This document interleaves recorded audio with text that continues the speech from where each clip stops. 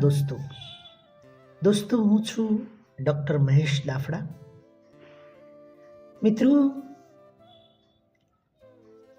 મારે વાત કરવી છે આ દેશના સ્વાતંત્ર્ય સંગ્રામની. મારે વાત કરવી છે સ્વાતંત્ર્ય સંગ્રામમાં પોતાનું જીવન સમર્પિત કરી દેનાર માં ભૌમ ખાતર હસતા હસતા અંગ્રેજોની ગોળીઓ અંગ્રેજોના ફાંસીના ફંદા પર ચઢી જનાર ભારત માતાના એ પનોતા પુત્રની વાતોને મારે આપની સમક્ષ પ્રસ્તુત કરવી છે, શેર કરવી છે. એ પૈકીનું એક અદ્ભુત પાત્ર અલ્લુરી સીતારામ રાજુ. એની શૌર્ય ગાથાને મારે પ્રસ્તુત કરવી છે. એમની આ શૌર્ય ગાથાને આજે વાગોળવી છે, યાદ કરવી છે. રાજુ પહાડી ક્ષેત્રનો એક બાહોશ, ખડતલ અને નીડર ક્રાંતિકારી નેતા. સંસ્કૃત, અંગ્રેજી અને જ્યોતિષનો વિદ્વાન પણ ખરો. તેમનું આખું નામ અલ્લુરી સીતારામ રાજુ. એમનો જન્મ 4 જુલાઈ 1897 રોજ આંધ્રપ્રદેશના પાંડુરંગ વિશાખાપટ્ટનમ ખાતે થયો હતો.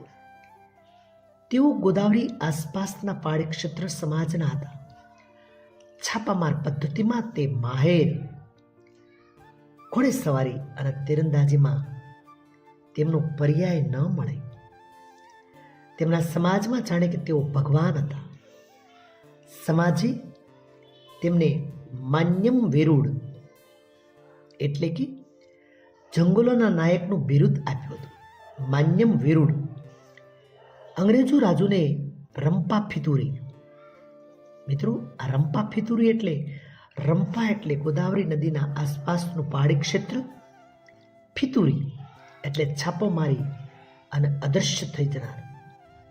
એટલે અંગ્રેજો તેને રંપા ફિતુરીથી ઓળખતા હતા.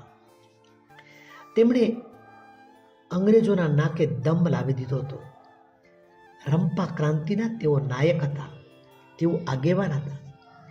અવારનવાર છાપા મારી અને અંગ્રેજોના ઢીમ ઢાળી દેનાર રાજુ અંગ્રેજોની પકડમાં કોઈ રીતે આવતા ન હતા.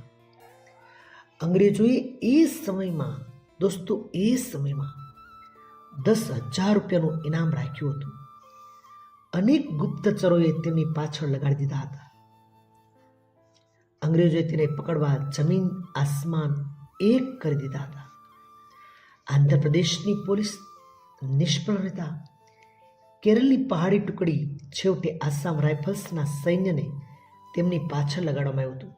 આમ રાજુ તરફ ચારે તરફથી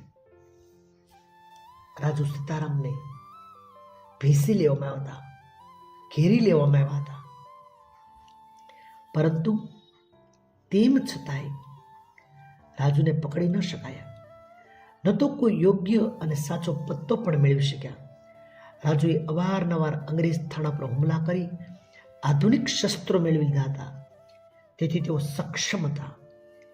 તેમની ટુકડીનો એક પણ સાથીદાર પકડાતો ન હતો, એક પણ સાથીદાર ડરતો પણ ન હતો. તે વિસ્તારમાં બીજું એક ક્રાંતિ દળ હતું જેનું નામ હતું બિરિયા દૌરા. તેના નેતાને અંગ્રેજોએ જેલમાં પૂરી દીધા હતા. રાજુએ અંગ્રેજો સામે તેમને છોડાવી જવાનો પડકાર ફેંક્યો હતો. પડકાર ફેંક્યો એટલું જ નહીં, તેમને છોડાવી પણ ગયા.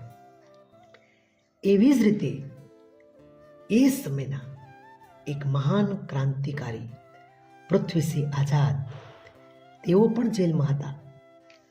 રાજુએ અંગ્રેજ સરકારને પૃથ્વીસિંહ આઝાદને છોડાવી જવાનો પડકાર ફેંક્યો હતો.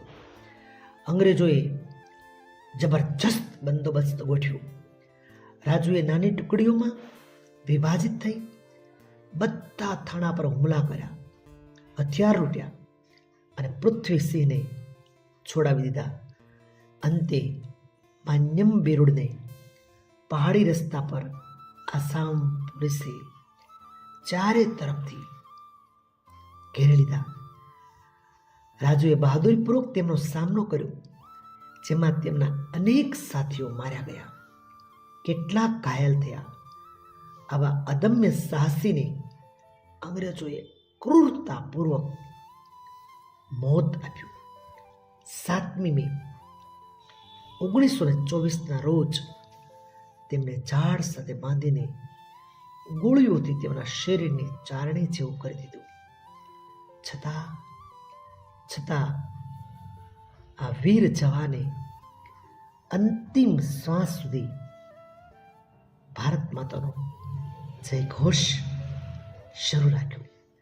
ભારત માતાના જય ઘોષ સાથે, ભારત માતાના નારા સાથે તેમણે અંતિમ શ્વાસ લીધો.